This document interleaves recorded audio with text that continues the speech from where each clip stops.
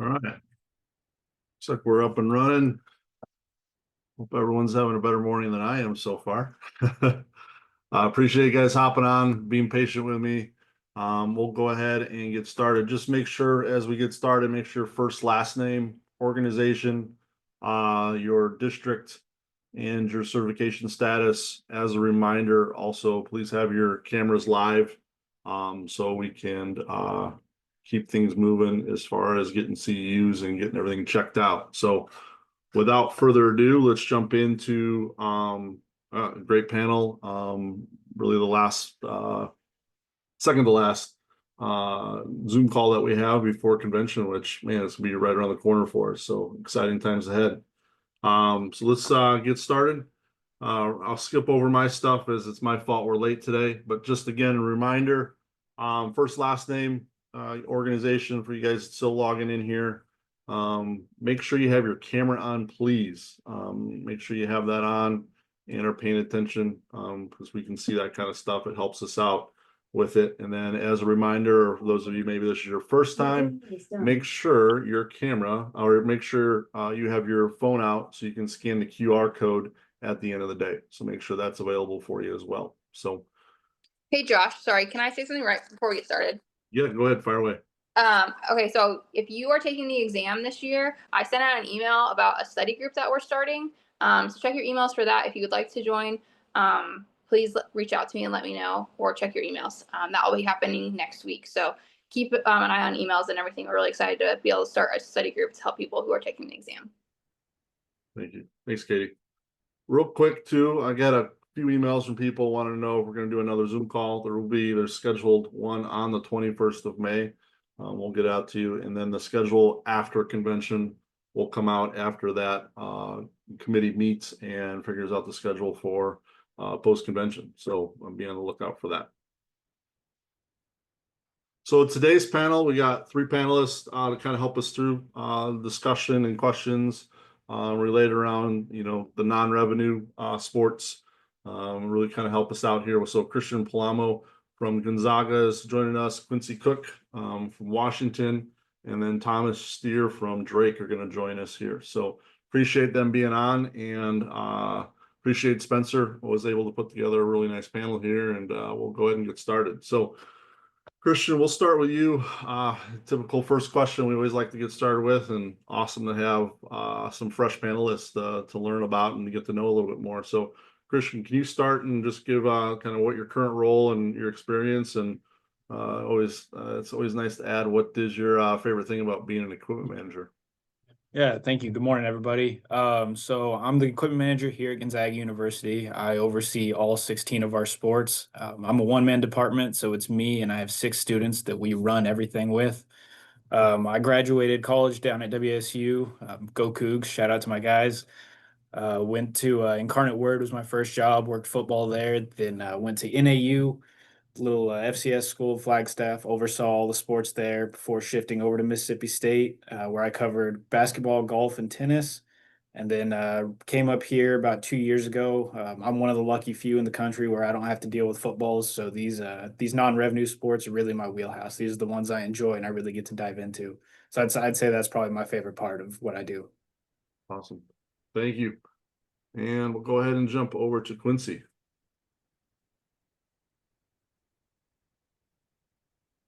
How's it going, guys? My current role at the University of Washington is I'm the equipment manager for women's soccer, men's and women's crew, and men's and women's golf. So I get to oversee almost 300 athletes in a given week. I've worked as a student equipment manager at the University of Wyoming, and then when I finally got the opportunity to come up to University of Washington, I have worked everything from men's basketball down to men's tennis as well. So it's been a great experience getting to see all and help all these teams. And one of my favorite parts about being an equipment manager is just getting to help people. I mean, that's what our foundation is. So it's pretty great to just see what we do make an impact on the field. Thanks, Quincy. And Thomas, are you on? I haven't seen you pop up yet.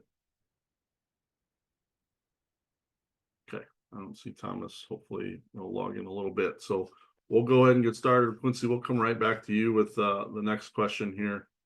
What are the biggest challenges you're facing when managing equipment for smaller sports, and the logistical challenges when managing travel? I think those are some of the biggest things as far as the number of sports you're probably handling versus, just working with one or two teams. So Quincy, we'll start with you and then go to Christian. I think like one of my top bullet points for this would be the limited storage space that we have in the equipment room for smaller sports. We usually get we have to segment off smaller amounts of area because, obviously most of their equipment ends up getting taken up to like different center, like our golf center, or we have the crew house down by the lake, which we store a lot of our boats and different things in. Mostly for our stuff for different like for um, s- smaller teams for equipment, we end up having to segment off different spaces for them. The only one that actually takes up a lot of room in most equipment rooms is like crew, especially because they have a lot of just the sheer amount of people. And then golf, we tend to be able to segment off when we just order different things. We're able to kind of just give that to the guys as soon as they get in. A lot of things is like the budget constraint. Uh, uh, Obviously, we tend to have fewer backup items that we are able to order, so we have to pre-plan ahead on who's going to be on the team for next year. Usually, we know that pretty far in advance because we're able to see these guys playing in the amateurs, especially because with our men's and women's golf teams, we tend to look to international players, so we're able to see them and their home countries do a lot more. Um, and then for like specialized equipment like golf bags and oars, and then like our JL racing gear and different things like that, the travel solutions that we have to do is basically rely a lot on our athletes because in terms of their just packing what they need for each trip and different things like that, they have to be able to pack it into their own area. And usually we have to do a surplus of bags for them to travel with just because they're going to be training and practicing there for a few days. And then most of the time, we will also do laundry there as well. So having that connection with different equipment managers definitely helps to be able to get some of this stuff done and help them compete. And obviously, for like our boats and different things like that, we are putting those up on a trailer and we have to drive them to each one of the events. So it definitely gets a little crazy, especially when we have two regattas going on at different times. So we'll have our director of ops have to travel from Florida to Arizona to different areas, but we make sure it gets done. Thanks, Quincy. Christian, can you chime in on your viewpoint here? Yeah, so I face a lot of those same things. I think the one thing that I really want to reinforce on that is the recruiting the international athletes. That's something we deal with all the time. They come in, they like their own brands of things, with all the different tennis rackets, for example, trying to go with Yonex, Selinko, Wilson, just trying to manage all the different brands. And we really try to set them up for success on the front end and order them the high end quality stuff. But when they come here, they don't always know what that is. And for example, shoe sizes don't always translate. So even though we're ordering 10 months in advance based on what they think their size is, it doesn't always translate. Or they've worn Asics shoes for 10 years and we have to try to switch them into Nike. So I think trying to manage the brands and I control most of the ordering for all of our golf equipment, all of our tennis equipment, and it's all very specialized. So trying to make sure we're doing the right thing to set our athletes up for success is probably the biggest challenge I've gotten into. Traveling, we try to get them the high-end travel gear, so making sure our travel bags are the good ones, making sure we have stuff that fits what they're gonna do, and making sure they're kept up with. That we don't want to be replacing all of our stuff because we have those same budget constraints. Trying to make sure my CFO is happy with me all the time. We need to keep our sports operating, but making sure our business office is also in a good spot. When you talk about those travel bags, are you looking to get those things lasting all 4 years while they're in session, or what is your goal there? Yeah, the plan is to keep them 4 years. Obviously, things happen. Flight companies aren't always most gentle with our large, oversized bags, but we try to get 4 years out of them, and we just kind of replace them as we need to. This kind of goes for both of you. A follow-up question. As far as I think the international athlete piece is a real interesting one. How are you getting that information as far as there may be preferences or equipment that maybe you typically don't see coming through or things like that? Are you just relying on coaches getting that, or you guys have a questionnaire they fill out? How do you guys get that info? I relied mostly on our coaches to start just for branding and whatnot. And then I also send out my own link just to follow up and give the athletes, their option to input it. And we kind of go through the discrepancies, but mostly it happens when they get on the campus. I have them come into the equipment room as soon as they are in town, just so I can get sized and everybody can get what they need. Awesome. Thanks.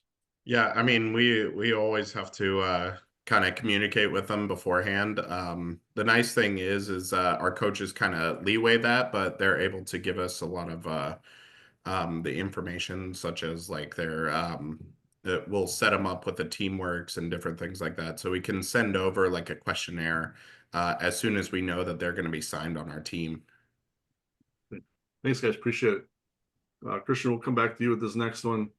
What kind of difficulties ordering custom or sports specific gear? I know we kind of touched on it a little bit, but if you guys can get in depth about kind of what that process is specifically. I know maybe both of you have brand deals with things, so getting outside of maybe those brand deals if you have to. And then also just the compliance regulation of equipment, and how to navigate those challenges as well. So Christian, we'll start with you and go back to you, Quincy. Yeah, I think dealing with the apparel contracts is my number one issue with this. We're a Nike school, so everything we do, we try to go under the Nike umbrella. And as you get down to these smaller roster sports, they like to push the limits and branch out a little bit. So trying to get FootJoy rain gear, shoes, we really encourage everything to be Nike, and we don't purchase anything outside of Nike without prior approval.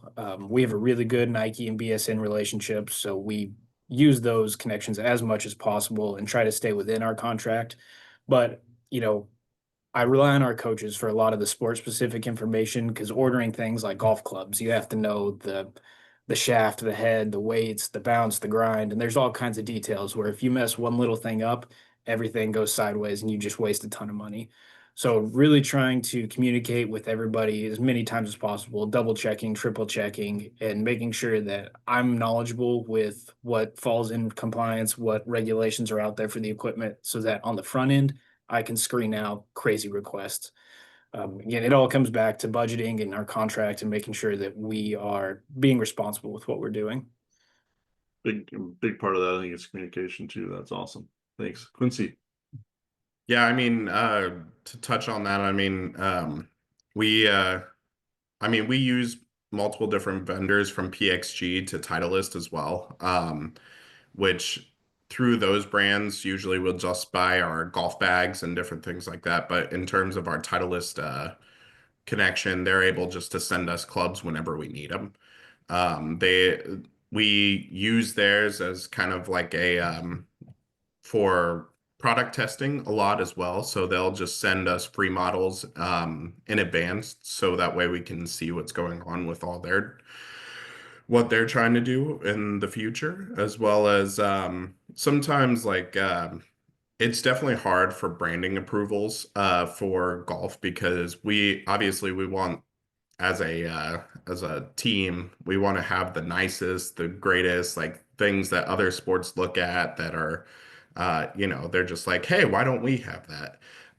So we'll test the boundary a little bit. We'll go into some retro logos, but really it's just having that good communication with our sport admins and different things like that to really help kind of push that envelope a little bit. And then obviously, it's always hard for the time constraints that it can happen due to trying to order different things like this. So we at the University of Washington, we leave a lot of lead time to make sure that we're having a good, strong vendor relationship, as well as making sure that we're getting the stuff when we need it. Like obviously with Adidas, we have a great partnership with them. So we'll buy almost everything out of their golf catalog if we can.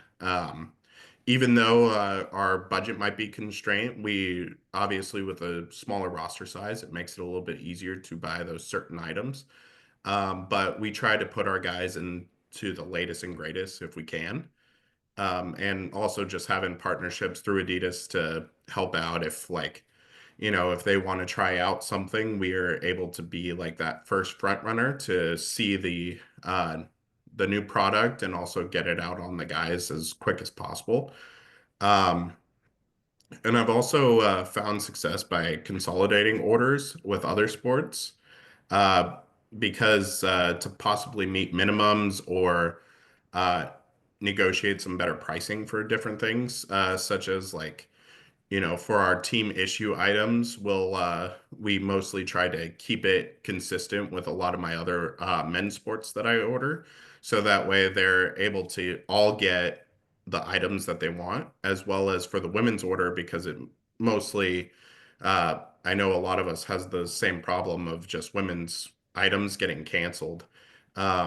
We try to consolidate that by having like items or buying blank items and then being able to create that sports specific logo that we really want. And again, just working with sport admins to help with that. It's great advice about bringing your smaller sports together, consolidate orders, having some consistency. Allows you to probably share if you ever run short on something, you can barter and pull things from other teams if you need to. So that's awesome advice. Thanks, Quincy. Let's bump over to the next question. Share some best practices when it comes to maintenance with things like golf clubs, tennis rackets, not requests, rackets, rowing paddles and swim gear. What are the athletes responsible for? What are you guys? Are you guys teaching the athletes? Are you guys responsible for doing anything kind of hands-on? And what kind of we talk about extending life when it comes to these types of sports. What are some things that you guys can share that would really help out with extending the lifespan on some of these items? So Quincy, we'll start with you and then go back to Christian. So to start off, I usually set up a preseason walkthrough with each team to establish like a good care routine, especially for our freshmen who are coming in. It makes it uh, better for them to know like how do you clean your clubs, make sure that you're not stressing your bag too much, or different things that make it so we can last a little bit longer throughout the season. And then honestly, athletes are generally responsible for day-to-day cleaning and upkeep. But we do like our equipment and damage checks whenever we see things are starting to fail. But as for rowing boats and different things like that, it's part of the camaraderie of it, having those guys and girls being able to actually be a part of building and keeping up the boat, which honestly makes for a great program when you have everybody seeing it from the ground up. And honestly, even in terms of their gear and different things like that, for gear handouts, I usually work directly with the athletes with that. Um, the coaches will set up times for it, but we will be able to have them come up, we'll interact, we'll make sure that, they're helping. The older classmen will help out and hand out the gear. And between the levels, it just shows like a family oriented area. Um, and then obviously, like we talk about it all the time of proper storage, routine inspections, and it just goes a long way in preserving the high use of the items. And we also label all the personal gear to reduce mix-ups and avoid improper use for them. That's great advice too. Thank you. Christian? Yeah, I think my main attack for this is just to make sure we're getting quality things on the front end. We try to get full life cycles out of these things, so like bags, boats, oars, everything. We try to get a couple years out of them. If we have to replace them, we have to replace them. It is what it is. But to me, I feel like if we're getting high end items on the front end and our athletes understand the proper care, then we should be get some a good lifespan out of it, and making sure our staff understands kind of what our expectations are, how long we're trying to get use out of something from just a lifespan perspective, but also a budget perspective. If we're blowing through certain things, it's going to cost us a bunch of money, and that pulls from a different area of their budget. For more team level things, we do routine checks, especially year-end checks of the just quality, how everything's doing, making sure everything's working properly. But as you get to the individual level, like golf clubs, rackets, our athletes are they're in charge of kind of their own things and making sure they're communicating if something's breaking down and they need help. Generally, as you get to these smaller sports, the athletes are pretty good about understanding proper maintenance of their own equipment. But if they need help, they know they're always open to ask. The only other thing we really do to kind of extend the lifespan is we hire tennis stringers, and they know ins and outs. Generally, we try to hire them from tennis shops, so our athletes can go directly to them and they can explain, I need these details, and our tennis stringers can help them get whatever they need going, and they can communicate to us, hey, this person's breaking string left and right, this person's racket's failing, and then I can step in and address it. Great advice. It's a question I have, and I'm sure if I have, I'm sure other people are thinking of maybe too.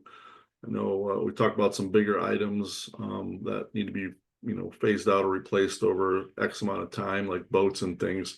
How are you guys managing that? Is it something you just keep in a spreadsheet, or do you guys have something in the business office that does that?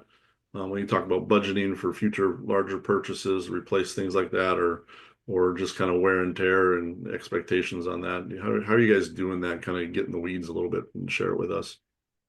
Yeah, generally the bigger the item, the more people that get involved. So something like a boat, it's me, the business office, the staff, our sport administrators, just making sure everybody knows, hey, we're spending this money, but we're going to try to get a certain amount of life out of it. And they tend to last year after year. And like Quincy said, the athletes love to take care of their boats. It's kind of a unique thing for their sport. But just making sure everybody's on the same page and understands the financial consequences, so that as we get something new, they're not just treating it like garbage and tearing it up. It's meant to last, so we buy the equipment and the things around it that are going to help it extend its life. Great. Vince, do you have anything to add to that? No, I mean, he kind of hits it on the head, it's mostly just making sure that we, especially when some of those boats are more than most of the people's scholarships. I mean, you want to make sure that they're getting taken care of, and then we'll obviously send them out for reconditioning and different things like that during the off season, which we have a local place that we usually use. Awesome. Thanks, guys. Bump over the next question. Great feeder into this one, right? How do you handle repairs, maintenance with the expensive equipment? Are they same vendor all the time, things like that? And what's your relationship there? And what are you guys training to do with stuff in-house to save on cost or to be experts in your respective fields? And lastly, you have a system that helps your athletes to kind of report when maintenance does that. How is there a log that you're having doing? Or are they just doing a visual check? How is that kind of being maintained so you can hold maybe them accountable? Or are you working through your operations folks with those teams to hold them accountable? If you guys could add a little bit to that, Christian, will go to you and then come back to Quincy. Yeah, so most repairs we try to do in-house. I think like most of us in this chat, we try to be pretty versatile in our knowledge. I know enough to be dangerous with every sport is what I always tell people. So, we hire experts like our tennis stringers that come, they have knowledge. So if something breaks there, they can step in. We have like golf bending machines, and we have some other equipment to repair golf clubs that I know how to use, but if things get crazy, we always try to tap into our reps and make sure we're sending them off to a professional, because at the end of the day, they need to get taken care of the right way. So we try to handle as much in-house as we can before shipping it out, but sometimes that's what it comes to. As far as athletes reporting it, we just rely on them to come through and tell us. Generally, we ask them to bring it with them, show us, make sure we're all on the same page of what's wrong before we start messing with anything or seeing if we need to send it out to get corrected. When we get to team things is when we get our ops people and our staffs involved and make sure we're doing routine checks, making sure that everybody knows what's going on with their team equipment. Thanks. Quincy? Yeah, I mean, it's obviously like we'll do like basic fixes, especially like just changing out bolts or different things like that. We'll even do sewing in-house if need be. We obviously send it out to somebody who's a little bit more in tuned. I know back in the old days when equipment managers used to actually make the boats. That was a big thing. But now with it being fiberglass and using different materials, we obviously have to use just, you know, people who are a little bit more expertise on it. But our coaches usually will be able to communicate that with us. And then obviously the players will have them use a shared Google form to notify us on different things, as well as having it so everybody from the top down is knowledgeable on what's going on, makes strides so that way you don't have anything where you're running into a budget needs or anything like that. Right.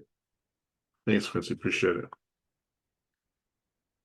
What's one piece of advice that maybe you can pass along to someone that's working with maybe a smaller sport for the first time? And I love this part. What are the creative solutions you maybe have implemented? Maybe things you've learned along the way since maybe first starting where you're at now, and kind of improve the operation of working with those teams.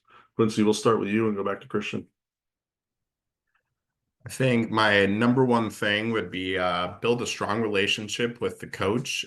Communication is the key to staying ahead of gear issues and travel logistics for them, because they're the ones that are around them all the time, that make it so whatever needs they need can just be met. Another thing that I would say is don't treat small sports as less important. Their needs are just different, not less complex.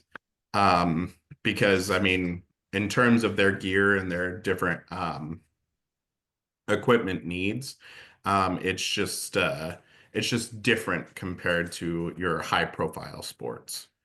Um, I implemented shared transport pins with label compartments for the different JL and golf teams, um, to reduce prep time and gear mix-ups during travel. So like I'll send down their unisuits and different things like that for rowing, to be able to take them to travel with, and then we'll be able to have them implement where they keep them throughout the season, and then we'll add more as years progress. Hmm. And obviously embrace flexibility. Smaller teams often need more adaptable support due to varied practice locations and individualized gear needs. That's great. Thanks. Christian? I think Quincy hammered it right there. I think the number one thing I have is just don't let them slip through. As you get to smaller roster sports, it's a lot easier to overlook their problems or kind of push them aside, or even just rely on coaches. Hey, this is your sport. This is your problem. It's not my area of expertise. And that's, I think that's been kind of my strongest point with my staffs here is we just make sure they're cared for, they feel heard, they understand what we're trying to do for their program. And I don't have creative solutions. I think kind of my secret sauce, if you will, is just being involved. Stopping by the office, getting, just having conversations. I've learned more about golf equipment just sitting in the office watching their TV, watching people golf than I have being around their practices or doing anything. It's finding the right opportunities to have these conversations with them, have them break down what their expectations are for you in a very casual manner. It's trying to find low stress ways to discuss how you can be involved, how you can impact their program is kind of what I've relied on. Right. Before we get to next thing here, I want to had a couple questions come through here that I want to ask you guys. Christian, we'll start with you on this one. You guys have mentioned the specific vendors and, people stringing up rackets, things like that. Can you guys elaborate a little bit on working with those vendors? How do you keep those vendor relationships? Where are you learning about? Are you finding them at convention, or are you getting references from coaches as far as vendors or new products that are out?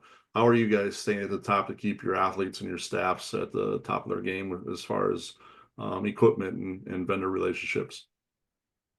Yeah, it's always changing. You know, your new athletes always have new needs. Your coaches always see something new and flashy that they want, but just relying on the people you know. So I've made connections with all of our vendors, thankfully. I work with our coaches, but they just put me in touch with our reps. So trying to work, getting to know the Yonex guys, the Slinko guys, all the Ping, the Acushnet people. It's a big juggling game, but just getting to know everybody. I mean, at the end of the day, we're in the people business.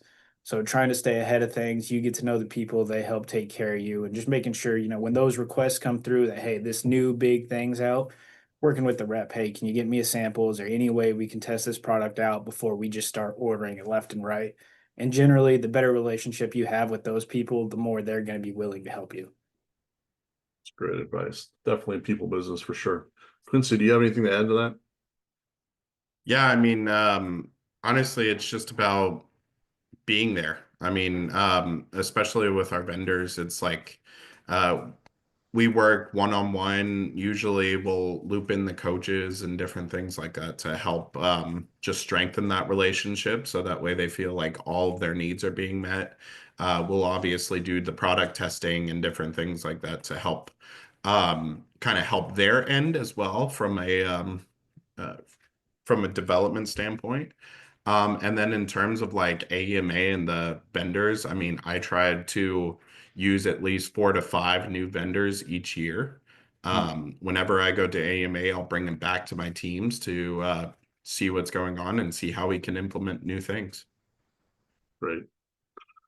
Specific question when it came to things like wetsuits and caps, golf bags. How are you guys storing those types of things that, in the off season? I think that's a unique thing that a lot of people maybe that haven't worked these sports before.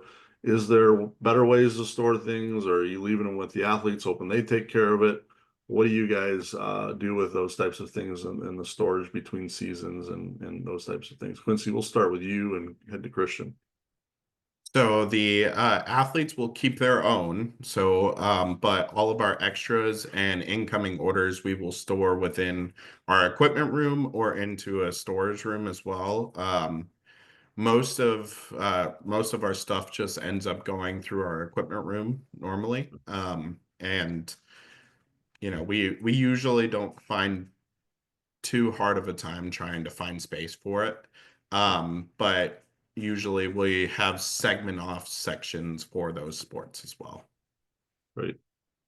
Christian, do you have anything to add to that? No, same here. We everything comes through the equipment room. We rely on our athletes to, take care of their things. A lot like our golfers need their bags over the summer. We want them representing our university while they're out competing. So we allow them to keep their gear and work with it. And then yeah, once you do that front end, the first year you find that storage space for something like bags that take up a lot of space, you just keep that space open and plan to keep it refilled every summer.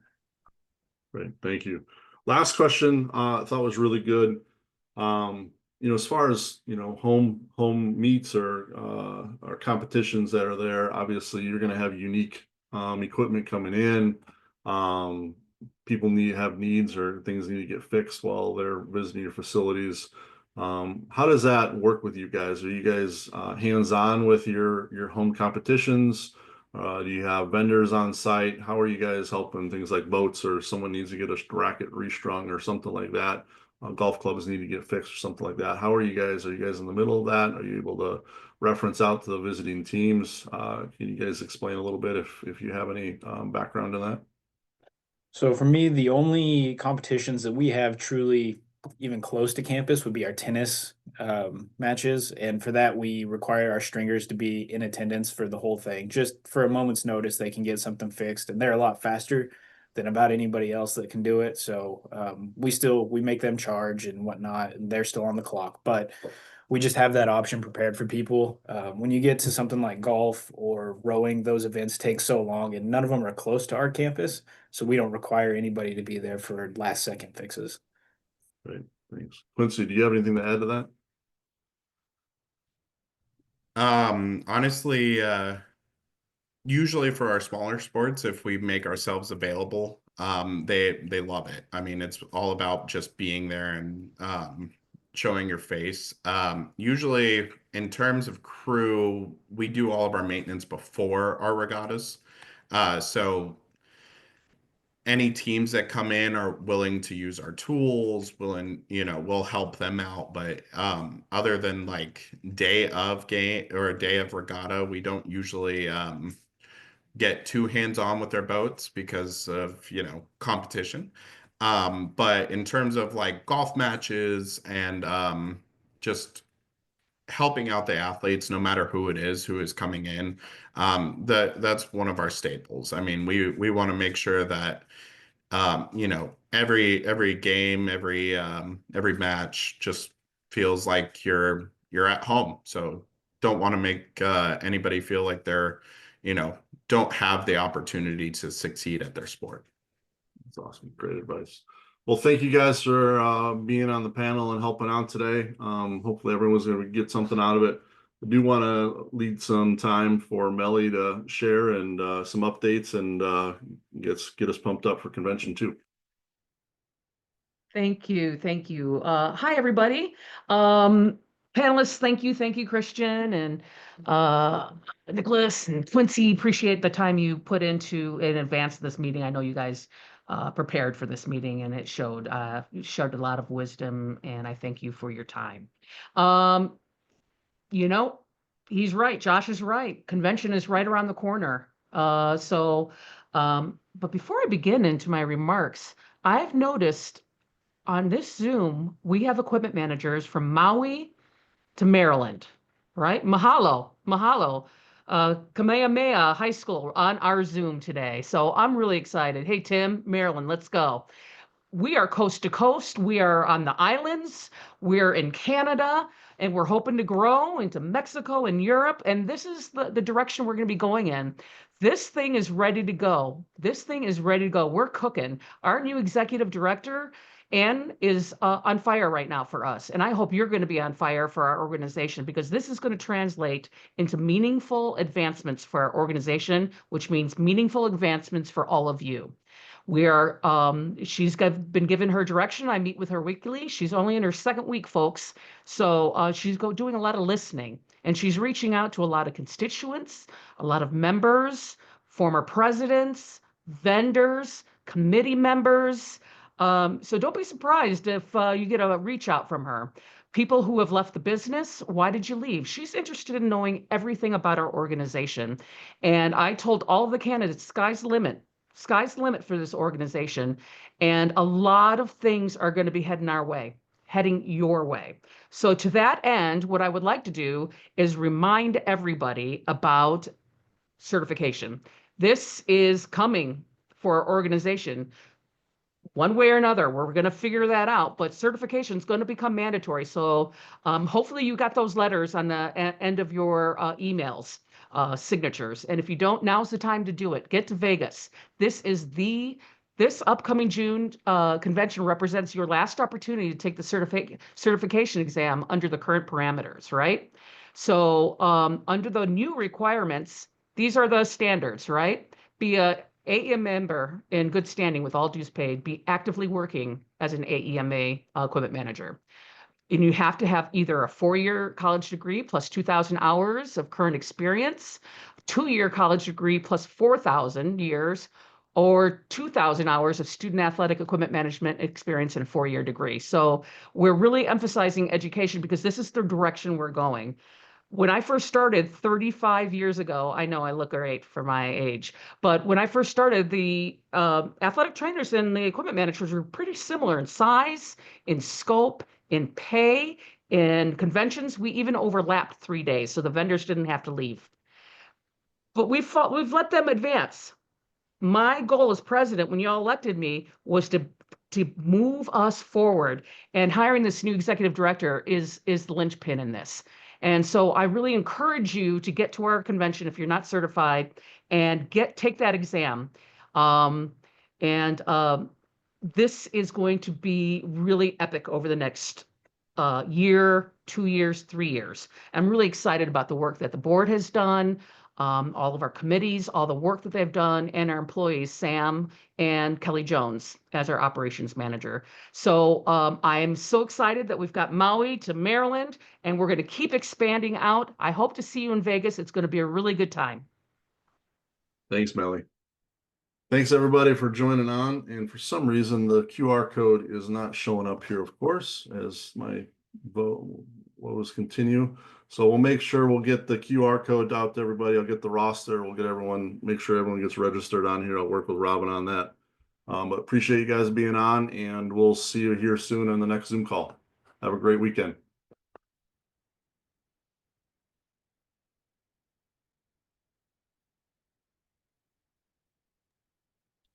You'll send the QR code to our emails? Yeah, we'll get an email out so everyone has it. All right, no problem. Thank you. Yep.